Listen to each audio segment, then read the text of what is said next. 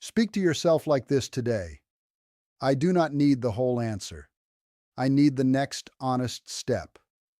That sentence will not magically remove every problem, but it can stop your mind from demanding a complete map before allowing one movement. And one movement changes what your brain receives next: new information, new evidence, and a different memory of who you are under pressure. Before this message ends, you will receive 5 exact sentences for fear, regret, rejection, overwhelm, and change. Each sentence has a different purpose. Do not repeat them as empty affirmations. Use the right words at the moment they are needed, then connect them to one action. The third sentence is the one most people find unusual, because it asks you to stop using the word I for a moment. Start by listening to the language already running through your mind. I cannot handle this. I always ruin everything. Nothing works for me.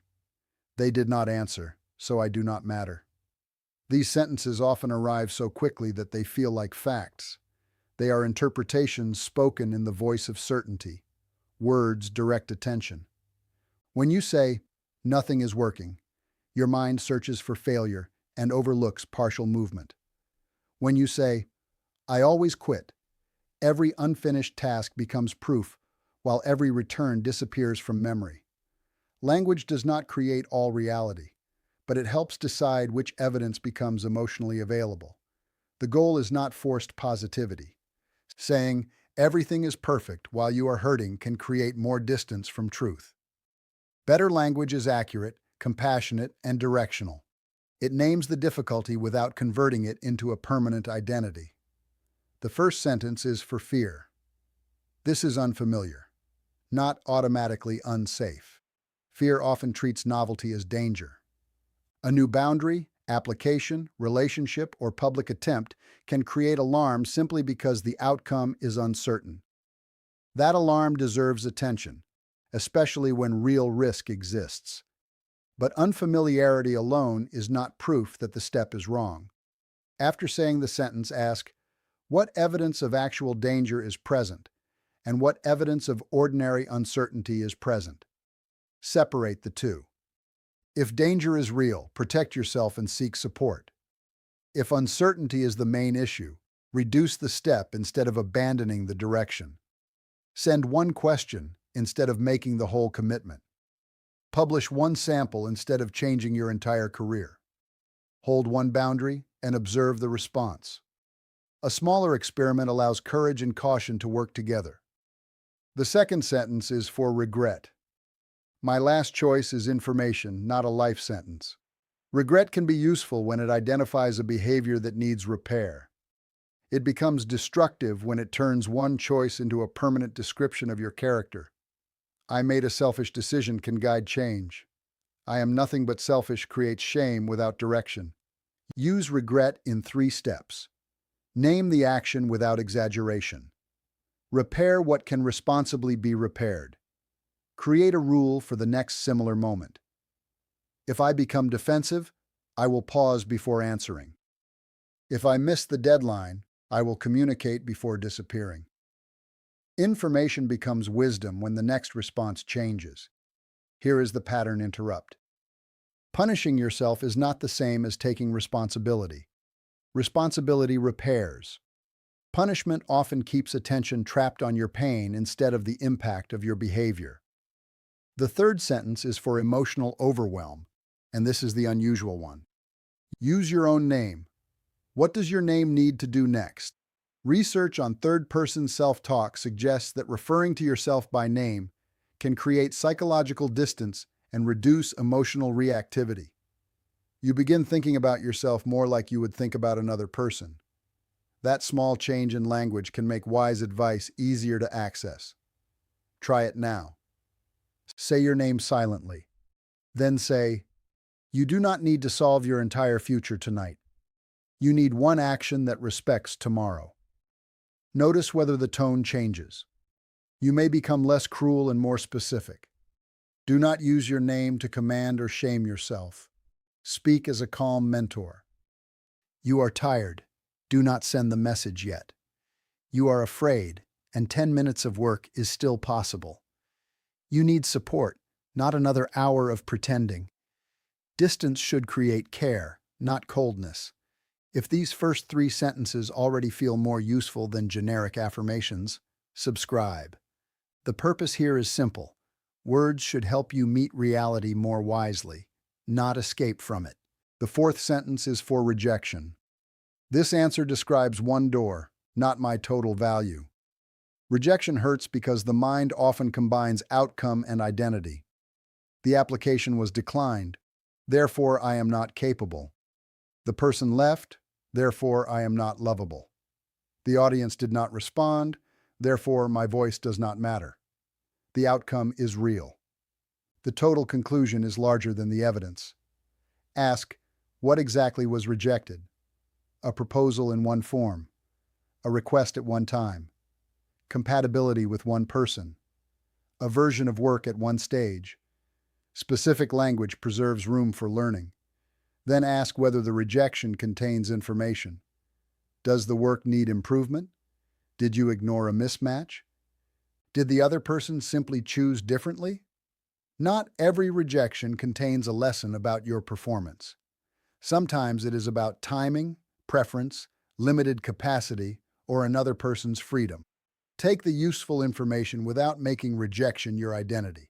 Revise, redirect, or release. Those are 3 different responses. Wisdom chooses among them. The 5th sentence is for change. My next choice matters more than my last emotional promise. People often make large promises in intense moments. Tomorrow I will change everything. I will never do this again. I will work for 5 hours every day. Then ordinary life returns. The promise becomes heavy, and one imperfect day feels like total failure. Identity changes through evidence. The next glass of water, the next 20 minutes of work, the next boundary, the next honest expense. The next choice may feel too small for the future you want, but repeated small choices are how the future receives structure. Now place all 5 sentences together. This is unfamiliar, not automatically unsafe. My last choice is information, not a life sentence. What does my name need to do next? This answer describes one door, not my total value. My next choice matters more than my last emotional promise. Do not memorize all 5 tonight. Choose the sentence that answers your strongest current pattern. Write it where the pattern begins, beside the bed, on the desk, inside the wallet, near the application you keep avoiding. The placement matters because language is easier to use when it appears at the right cue. A sentence remembered after the old reaction is still useful, but a sentence visible before the reaction can create a new choice. Turn it into an if-then plan. If fear tells me unfamiliar means unsafe, then I will check the evidence and take one reversible step. If rejection becomes a judgment of my worth, then I will name exactly what was rejected. If regret begins attacking my identity, then I will identify one repair. Research on implementation intentions shows that specific if-then planning can improve follow-through. The words are not floating alone. They are attached to a predictable situation and a prepared response. Now examine how you speak about time. I have no time sometimes means I have not protected time from other demands. Sometimes it means you are genuinely overloaded. Both situations need honesty, not shame. Replace I have no time with a diagnostic sentence. This is not receiving time under my current priorities and limits. Then decide. Remove something, reduce the task, schedule it, ask for help, or admit that it is not a priority now. Clear language removes false mystery. Examine how you speak about discipline. I am lazy hides the mechanism. Are you exhausted? Afraid of evaluation? Unclear about the first step? Distracted by an environment designed for interruption? Labeling yourself lazy can prevent you from solving the actual problem. Use a more precise sentence. I am avoiding this because... Finish it honestly. If the task is unclear, define the first 10 minutes. If it is too large, reduce it. If it exposes you to judgment, acknowledge the fear and create a small release date.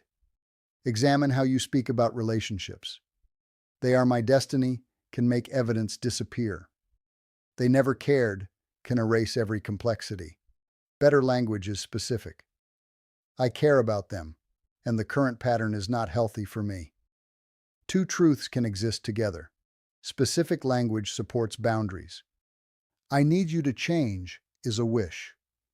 If the conversation becomes disrespectful, I will leave and return later is a boundary. The second sentence identifies your action rather than attempting to control another person. Now examine the words you repeatedly accept from others. A voice does not become true because it has been repeated for years. Family, teachers, partners, and culture may have given you sentences that once shaped survival. Do not be difficult.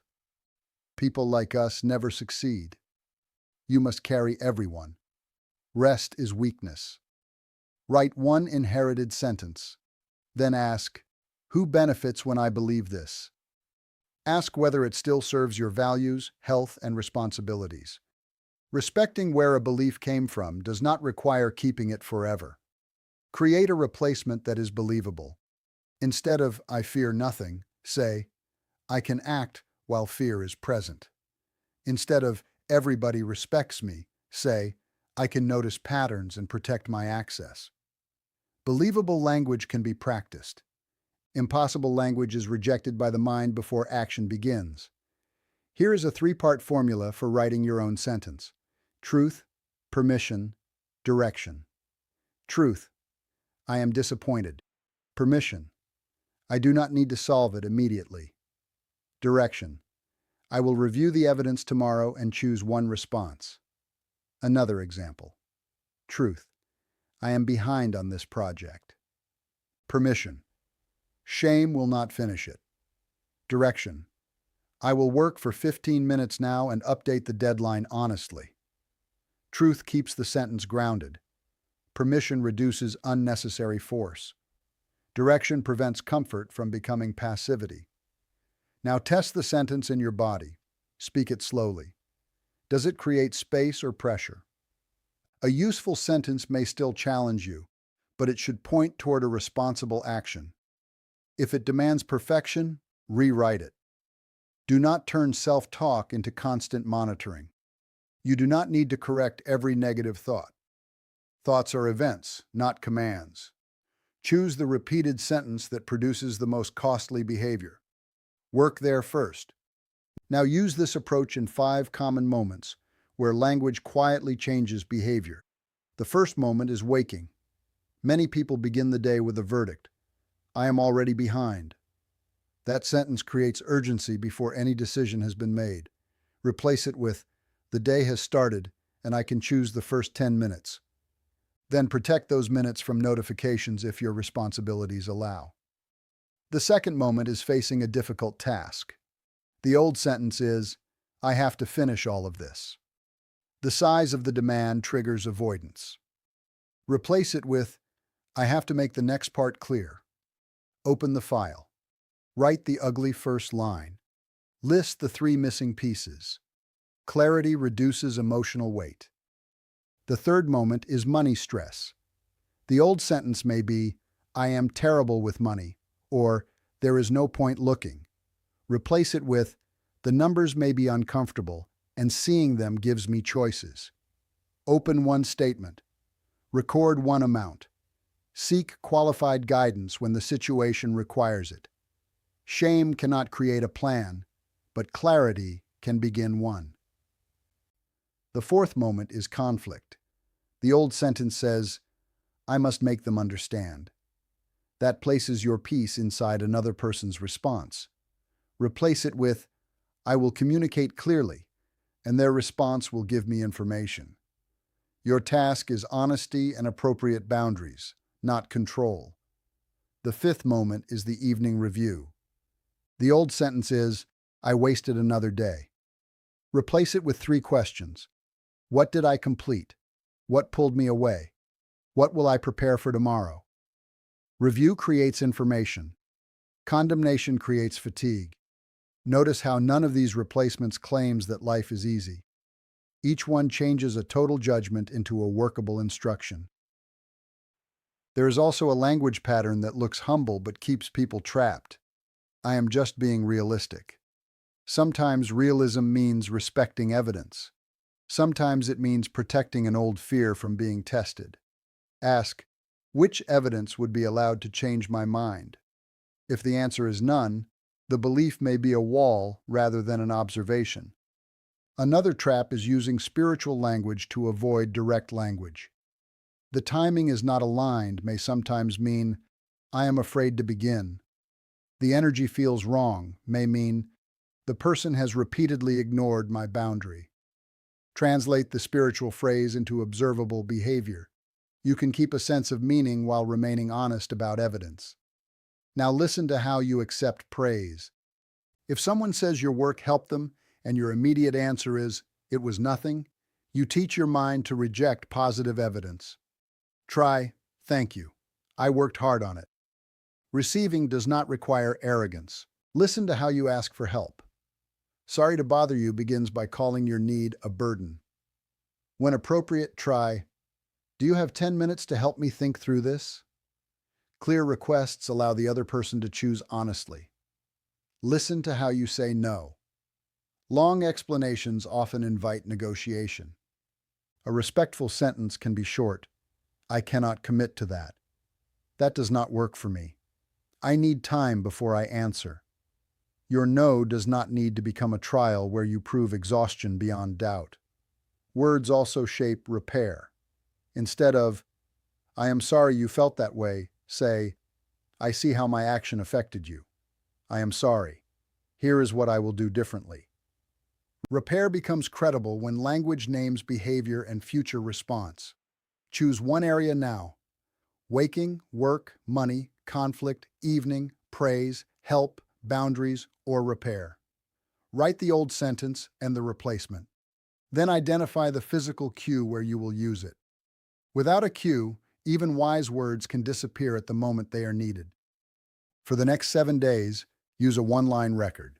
Write the trigger, old sentence, new sentence, and action. Criticism. I am a failure. One response is information. Revised paragraph. 4 short pieces are enough. At the end of 7 days, do not ask whether you felt positive all week. Ask whether the new words helped you pause, choose, repair, or continue. Measure function, not performance. There will be a day when the sentence feels false. Return to evidence. Collect one action small enough to support it. You build trust in new language by giving it a history. Before you go, choose your sentence now. Fear, regret, overwhelm, rejection, or change. Write it in the comments if it feels safe, or keep it private and place it where the old pattern begins.